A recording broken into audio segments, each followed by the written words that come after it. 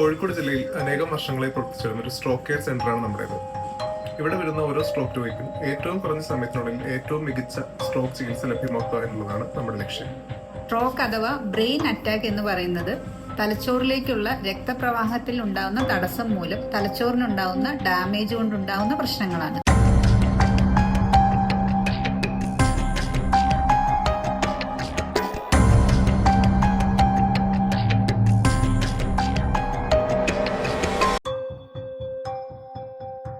Tragedy വരുന്ന പേഷ്യന്റിന് stroke സംബന്ധമായ എന്തെങ്കിലും ബുദ്ധിമുട്ടുകൾ കാണുകയാണെങ്കിൽ അത് മനസ്സിലാക്കി ഉപയോഗിക്കുന്ന ടൂളാണ് ബി-ഫാസ്റ്റ്. ഇതിലെന്തെങ്കിലും ലക്ഷണങ്ങൾ കാണുകയാണെങ്കിൽ പേഷ്യന്റിനെ അത്രയും തന്നെ ഈഗിലായി പ്രൈവറ്റ് ഏരിയയിലേക്ക് ഡ്രൈവ് ചെയ്യേണ്ടതാണ്. ട്രയച്ചിലെത്തുന്ന രോഗിയുടെ രോഗലക്ഷണങ്ങൾ ട്രയൽ സ്റ്റാഫ് ചൂസ് മനസ്സിലാക്കും. ഇതിനു വേണ്ടി നമുക്ക് ബി-ഫാസ്റ്റ് എന്ന ചുരുക്കരൂപം ഉപയോഗിക്കാം. ഇതിൽ ബി ബാലൻസിനെയും, ഇ ഐ മൂവ്മെന്റിനെയും, എഫ് ഫേഷ്യൽ ഡീവിയേഷനെയും, എ ആം ഡ്രിഫ്റ്റിനെയും, എസ് സ്പീഡ്സിനെയും, ടി ടൈമിനെയും സൂചിപ്പിക്കുന്നു.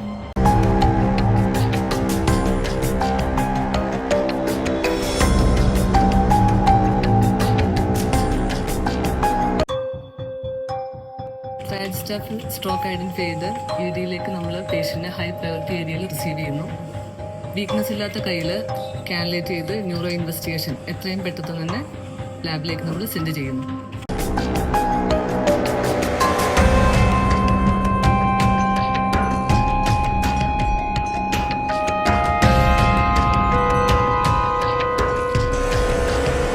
ട്രയാജിൽ വെച്ച് സ്ട്രോക്ക് ലക്ഷണങ്ങൾ ഐഡന്റിഫൈ ചെയ്താൽ രോഗിയെ എത്രയും പെട്ടെന്ന് പ്രയോറിറ്റി ഏരിയയിലേക്ക് റിസീവ് ചെയ്യുകയും അവിടെ വെച്ച് വൈറ്റൽസ് റെക്കോർഡ് ചെയ്യുകയും ചെയ്യുന്നു.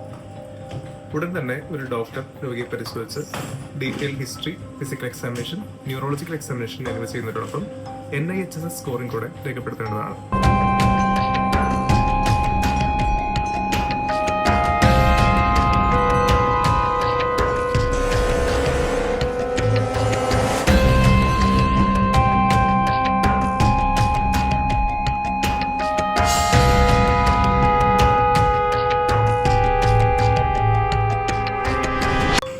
സ്ട്രോക്ക് കോഡ് ആക്ടിവേറ്റ് ചെയ്യുകയാണെങ്കിൽ രോഗിയെ MRIയിലേക്ക് ഷിഫ്റ്റ് ചെയ്യുന്നതിന് മുമ്പ് GRBS, ECG എന്നിവ രേഖപ്പെടുത്തേണ്ടതാണ്. രോഗലക്ഷണങ്ങൾ തുടങ്ങി ഹോസ്പിറ്റലിൽ എത്തുന്ന സമയം വിൻഡോ പീരീഡിനുള്ളിലാണെങ്കിൽ സ്ട്രോക്ക് കോഡ് ആക്ടിവേറ്റ് ചെയ്യേണ്ടതാണ്.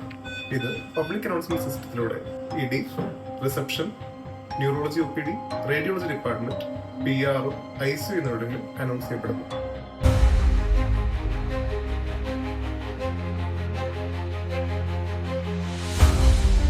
Code stroke eating. Code stroke eating. Code stroke eating.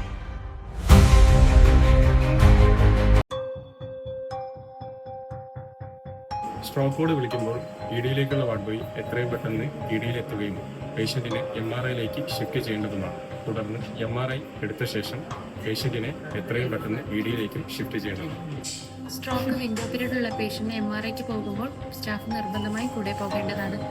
MRI stroke announce ചെയ്ത് കഴിഞ്ഞാൽ MRI സ്യൂട്ടിൽ രോഗി ഉണ്ടെങ്കിൽ അവരെ എത്രയും പെട്ടെന്ന് ഷിഫ്റ്റ് ചെയ്ത് MRI സ്ട്രോക്ക് പേഷ്യന്റിന് മുൻഗണന കൊടുക്കേണ്ടതാണ്. MRI സീക്വൻസുകൾ തീരുന്ന മുറയ്ക്ക് ഇനി റേഡിയോളജിസ്റ്റ്, ന്യൂറോളജിസ്റ്റ് എന്നിവിടങ്ങളിലേക്ക് ആപ്പ് വഴി ഷെയർ ചെയ്യേണ്ടതാണ്.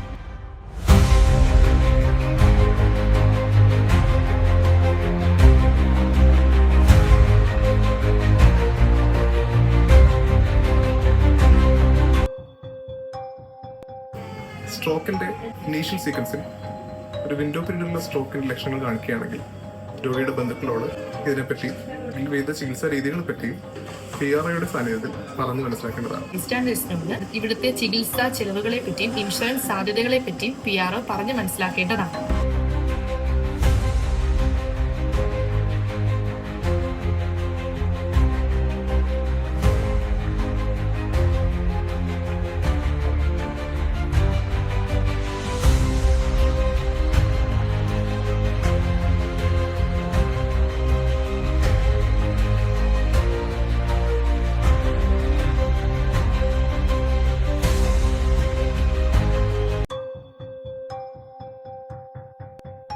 രക്തക്കുഴൽ ബ്ലോക്ക് മാറ്റാനുള്ള ചികിത്സ എന്ന് പറയുന്നത് ഒരു ഇഞ്ചക്ഷൻ മരുന്നാണ് കൊടുക്കുന്നത്. ടെനക്റ്റിക് പ്ലേസ് എന്ന് പറയുന്ന ഇഞ്ചക്ഷനാണ് കൊടുക്കുന്നത്. അത് രോഗിയുടെ ശരീരഭാരത്തിനനുസരിച്ചിട്ടുള്ള ഡോസിലാണ് നമ്മൾ കൊടുക്കുക. റീസെന്റ് ആയിട്ട് സർജറി എന്തെങ്കിലും ചെയ്തിട്ടുണ്ടെങ്കിൽ, അല്ലെങ്കിൽ തലച്ചോറിനകത്ത് രക്തസ്രാവം ഉണ്ടായിട്ടുണ്ടെങ്കിൽ, അല്ലെങ്കിൽ ചില മരുന്നുകൾ ബ്ലഡ് ക്ലോട്ട് ആവാതിരിക്കാനുള്ള മരുന്നുകൾ കഴിക്കുന്ന ചില ആളുകൾക്ക് ഇത് കൊടുക്കാൻ പാടില്ല. പക്ഷേ റിസ്ക് അനുസരിച്ച് പല കണ്ടീഷൻസും നോക്കി നമുക്ക് അതിനുള്ള പ്രതിവിധി ചെയ്ത് കൊടുക്കാവുന്നതാണ്.